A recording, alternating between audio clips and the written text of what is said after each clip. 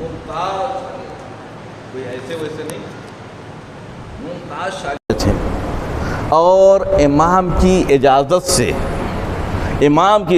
سے انہوں نے عہدہ بھی سنبھالا تھا۔ اور عزیزان گرامی، اب آپ دیکھیے امام کی اجازت سے، کوئی معمولی آدمی نہیں، کوئی فقیر آدمی نہیں، بلکہ علی ابن یقطین ہر سال، ایک صلوات بھیجے محمد علیہ وسلم،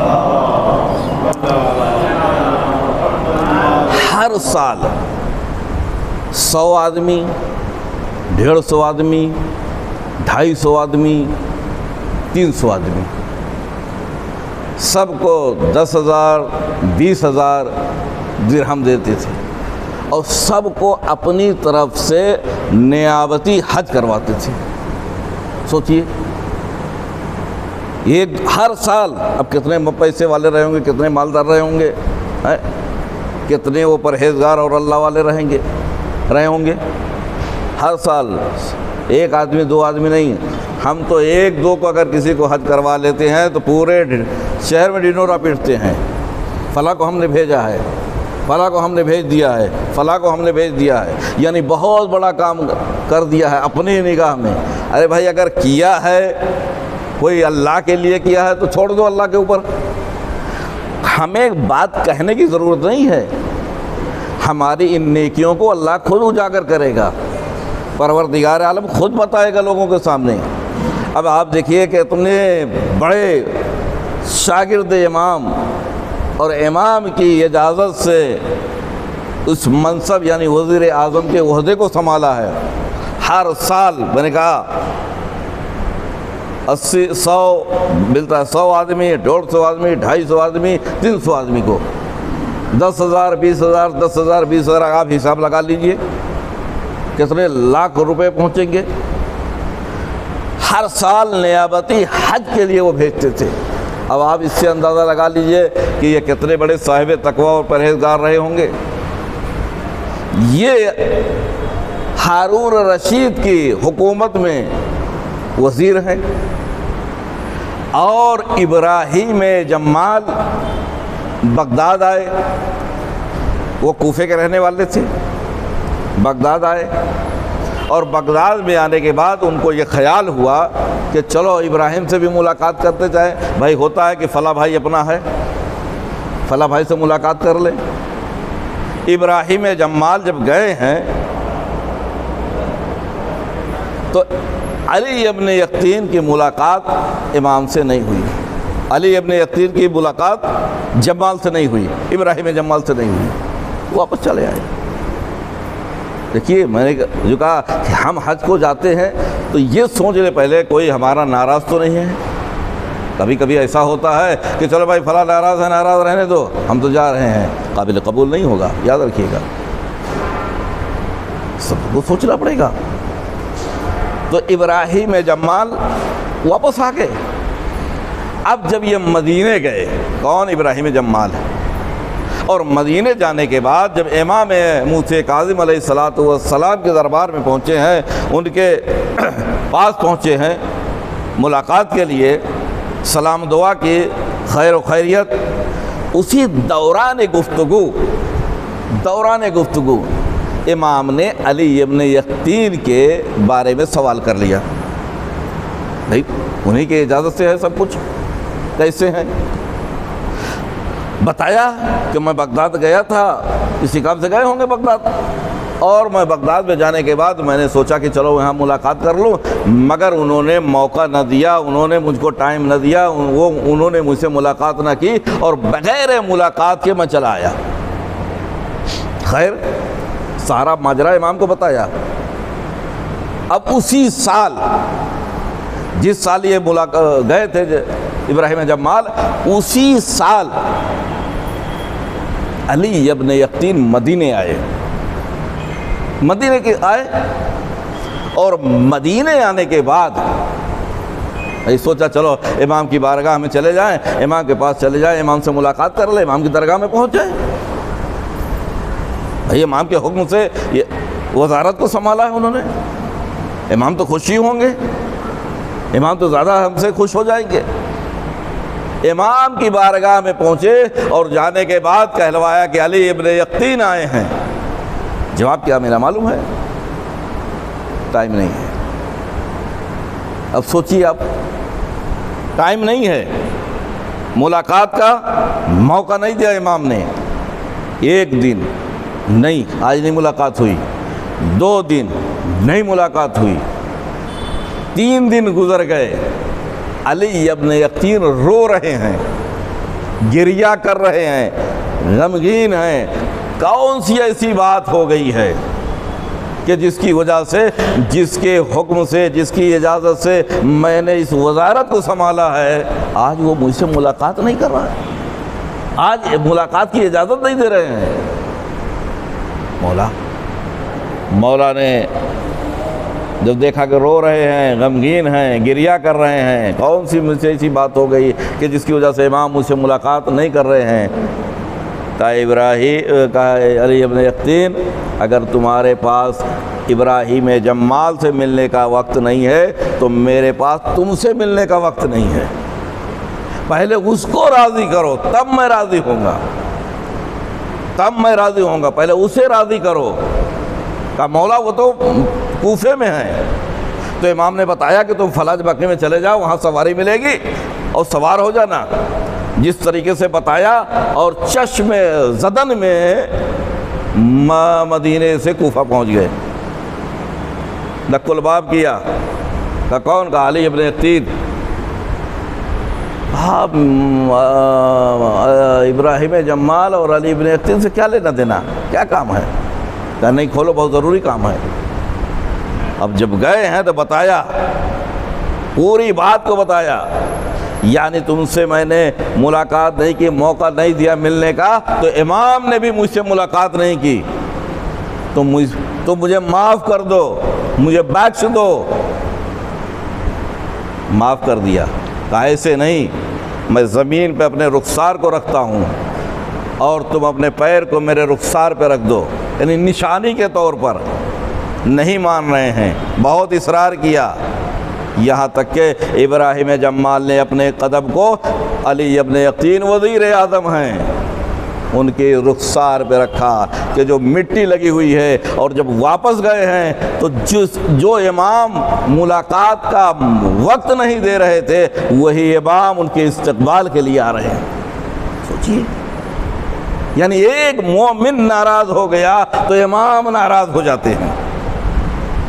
اب اگر اپنے ماں باپ کو ناراض رکھیں، عزیز کو ناراض رکھیں، اقارب کو ناراض رکھیں، رشتہ داروں کو ناراض رکھیں، اور اس کے بعد یقین مانیے اگر ہم حج کو جائیں تو حج ہماری اللہ کی بارگاہ میں قابل قبول ہے؟ یہ سوچنے کی بات ہے، لمحہ فکریہ کی بات ہے۔ دیکھیے،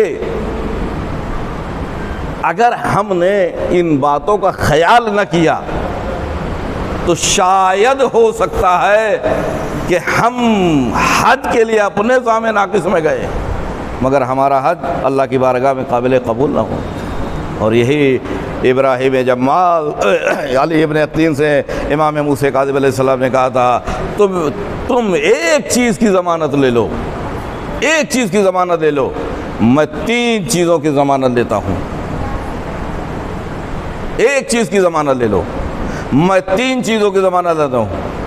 تم وزیر اعظم ہو، تمہارے پاس عہدہ ہے، تمہارے پاس پاور ہے، تمہارے پاس سب کچھ ہے، میرا چاہنے والا آئے، شیعہ آئے تو اس کے کام کو کرنا، اس کی عزت کرنا، اس کا احترام کرنا۔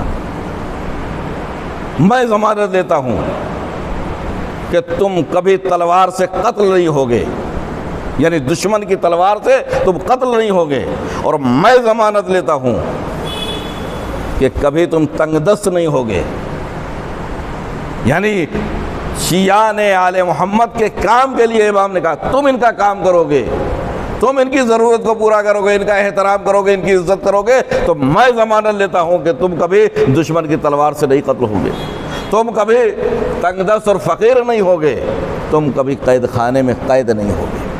یہ کون کس نے لی ہے؟ امام موسیٰ کاظم، باب الحوائج، نے علی ابن یقین سے لیا. یہ علی ابن یقین سے نہیں صرف ہے بلکہ رہتی دنیا کو یہ پیغام ہے, جو بھی ہمارے چاہنے والے کے کام کو کرے گا میں اس کی ذمہ داری لیتا ہوں, میں اس کی ضمانت لیتا ہوں کہ اس کی تمام مشکلات کو میں آسان کر دوں گا. لیکن آج بہرحال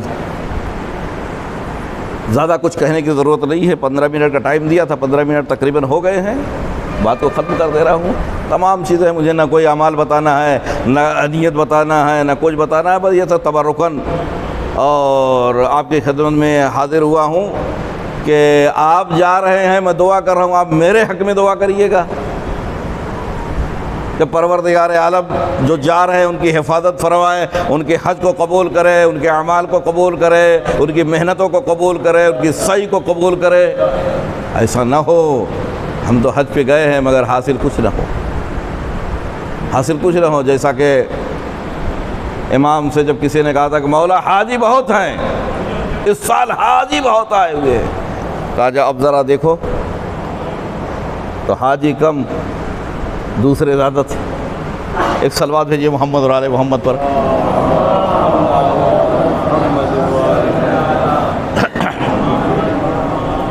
تو عزیزان گرامی بس ایک بات آپ کی خدمت میں عرض کر کے بات کو ختم کر دے رہا ہوں, اور صلوات بھیجیے محمد و آل محمد.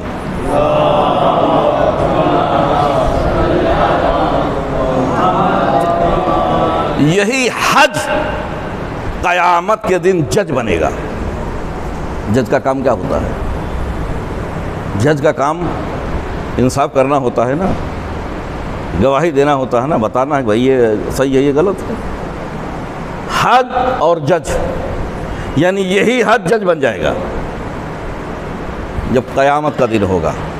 قیامت تو آنے والی ہے, آج ہم چاہے جو کر لیں, طاقت ہے, قوت ہے, پاور ہے, سب کچھ ہے, سب کچھ کر سکتے ہیں, مگر قیامت کے دن کوئی طاقت نہیں چلے گی, کوئی قوت نہیں چلے گی, کوئی عہدہ نہیں کام کرے گا, کوئی پاور نہیں کام کرے گا. قیامت کے دن تو انصاف ہوگا, انصاف. بھیا کیا کیا آپ نے, کتنے کو مارا, کتنوں کی عزت لی, کتنے کو ستایا. یہ قیامت کا انصاف کا دن ہے نا, قیامت کا دن. تو یہی جو حج, میں نے پہلے کہا حج ارادے کا نام ہے, یہی حج قیامت کے دن جج. کیسے؟ اگر ہم نے حج کو اللہ کے لیے کیا ہے, اگر ہم نے حج کو اللہ کے لیے کیا ہے تو یہی حج قیامت کے دن اللہ کی بارگاہ میں گواہی دے گا, پروردگار اس نے جو حج کیا ہے تیری خوشی کے لیے کیا ہے, تیری رضا کے لیے کیا ہے, تیری خوشنودی کے لیے کیا ہے. کسی سے پوچھنے کی ضرورت نہیں ہے, یہ حج خود ہی اللہ کی بارگاہ میں. اب وہاں پتہ چل جائے گا کہ ہم نے جو حج کیا تھا وہ حج اللہ کے لیے تھا. اگر اللہ کے لیے ہے تو حج خود گواہی دے گا قدرت کی بارگاہ میں, اللہ کی بارگاہ میں. لیکن یہی حج ہمارے خلاف گواہی دے گا, ہمارے خلاف گواہی دے گا. کب؟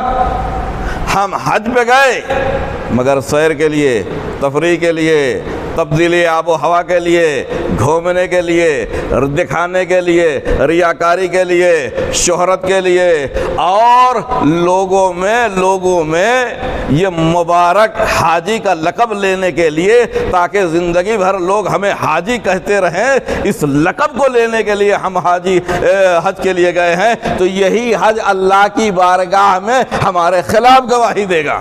پروردگار آیا ضرور تھا, تفریح کے لیے آیا تھا, پروردگار آیا تھا مگر تبدیلی آب و ہوا کے لیے آیا تھا, پروردگار آیا تو تھا مگر ریاکاری کے لیے آیا تھا, پروردگار آیا تو تھا دکھانے کے لیے آیا تھا, تاکہ سماج اور معاشرے اور لوگوں کے درمیان میں بیٹھے تو فخر و مباحات کرے کہ میں نے اتنے حج کیے, میں نے اتنے حج کیے, میں نے اتنے حج کیے. تو یہی حج جج بنے گا اور ہمارے خلاف بھی گواہی دے گا, اور ہمارے موافقت میں بھی اللہ کی بارگاہ میں گواہی دے گا.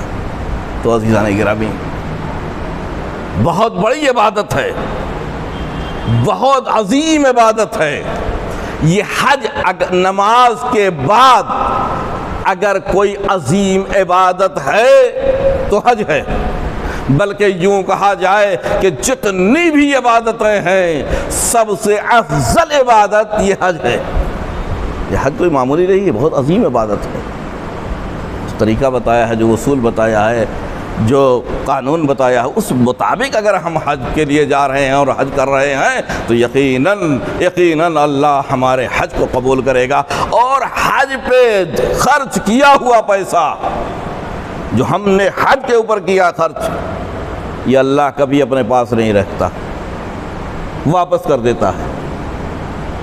اللہ دنیا میں بھی دیتا ہے اور آخرت میں بھی دے گا، مگر ایک چیز ہے، نیت ہونی چاہیے صحیح، نیت صالح ہونی چاہیے۔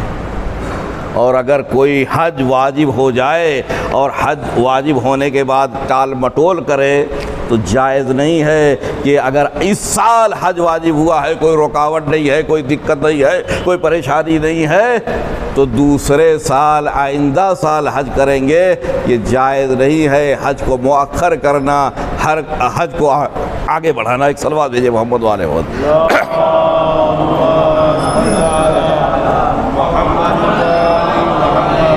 اور اگر کسی دنیا کے کام کے لیے انسان نے حج کو مؤخر کر دیا، حج کو ٹال دیا، تو اس کام میں کبھی خیر و برکت نہیں ہوگی۔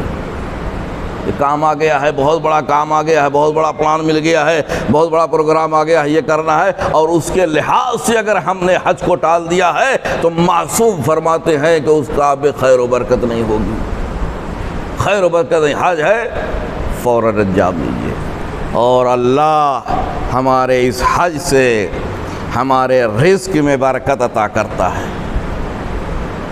اور عزیزان گرامی، بس بات اب ختم کر دے رہا ہوں، اس لیے 15 منٹ سے زیادہ ہو گیا ہے۔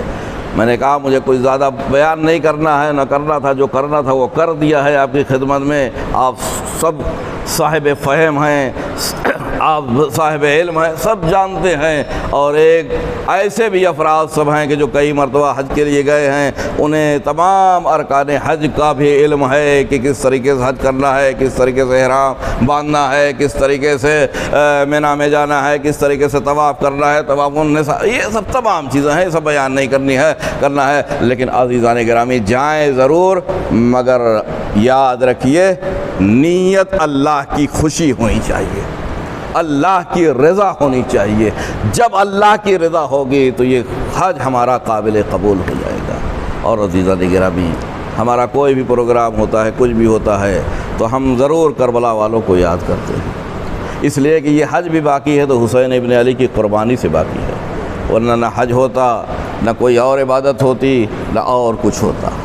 حسین ابن علی نے کربلا کے میدان میں سب کچھ قربان کر دیا، گھر بھی لٹا دیا، عزیز اور اقارب کی شہادت بھی، قربانی بھی پیش کر دی۔ لیکن اے عزیزو، جب سب کربلا میں شہید ہو گئے، سب شہید ہو گئے، اکبر بھی مارے گئے، قاسم بھی مارے گئے، حبیب بھی مارے گئے، 32 برس کا بھائی عباس بھی مارا گیا، اب کون ہے؟ کوئی نہیں ہے۔ ایک مرتبہ حسین در خیمہ پہ آئے اور آواز دی، زینب زینب، میری زندگی میں رونے کا سبب کیا ہے؟ کہا بھیا آپ نے آواز استغاثہ بلند کی، علی اصغر نے اپنے کو چھولے سے گرا دیا، بس ارباب اعضاء تفصیل نہیں بیان کرنا ہے۔ حسین نے علی اصغر کو لیا، اب کا سایہ کیا، مقتل میں آئے، اور آنے کے بعد ایک مقام پہ کھڑے ہو کے کہتے ہیں فوج جفاکار، اگر یہ سمجھتے ہو کہ میں پانی پی لوں گا، یہ بچہ پیاسا ہے، اس کی ماں کا دودھ خشک ہو گیا ہے، اسے ایک قطرہ آب دے دو۔ ارباب اعضاء ایک ادھر سے آواز آئی اینا اینا حرملہ اقتا کلام الحسین، ادھر حرملہ نے تیر کو چلے کمان میں جوڑتا ہے اور علی اصغر کی طرف رہا کرتا ہے، تیر چلا، کیسا تیر تھا، صاحبان اولاد بیٹھے ہوئے ہیں، جو تیر علی اصغر کے لیے استعمال کیا تھا وہ انسانوں کے لیے نہیں استعمال کیا جاتا تھا بلکہ وحشی جانوروں کے لیے استعمال ہوتا تھا۔ تیر چلا، علی اصغر کا گلا چھدا، بچہ باپ کے ہاتھ میں پلٹ گیا، خون کا فوارہ، حسین نے خون کو چلو میں لیا، چہرے پہ مل لیا، علی اصغر کو لے کے خیمے کی طرف چلے، کبھی آگے بڑھتے ہیں کبھی پیچھے ہٹتے ہیں، کبھی خیال آتا ہے کہ ارے میں نے رباب کو یہ کہہ کے اصغر کو لے آئے تک پانی پلانے لے جا رہا ہوں، بس حسین کہتے انا للہ و انا الیہ راجعون۔ حسین در خیمہ پہ پہنچے، ارے رباب سے پہلے سکینہ نکل آئی، جیسے ہی باپ کو دیکھا، اے بابا بھیا بڑا پیارا تھا، آپ بھیا کو پانی پلانے آئے، آپ کی سکینہ پیاسی ہے۔ جیسے ہی سکینہ نے کہا، ایک مرتبہ ماں کا دامن ہٹایا، اب جو سکینہ نے دیکھا تو کیا دیکھا، ارے گلا چھدا ہوا، ملکہ ڈھلا ہوا ہے۔ ارے جب ماں نے دیکھا تو ایک جملہ کہا، اے میرے لال کیا تجھ جیسے بچے بھی نیر کیے جاتے؟ اللہ لعنت اللہ علی القوم وسيعلم الذين ظلموا أي منقلب ينقلبون انا للہ و انا الیہ راجعون۔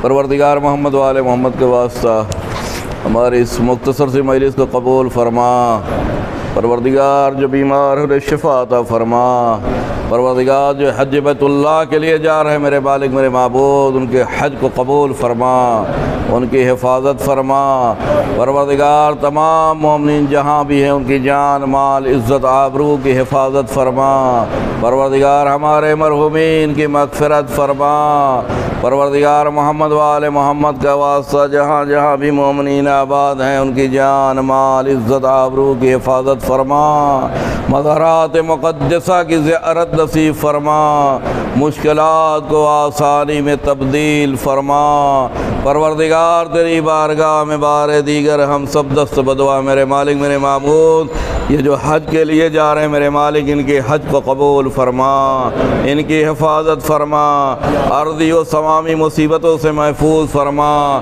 پروردگار اپنی آخری حجت حضرت حجت کے ظہور میں تعجیل فرما، ان کے اصحاب و انصار میں شمار فرما، وربنا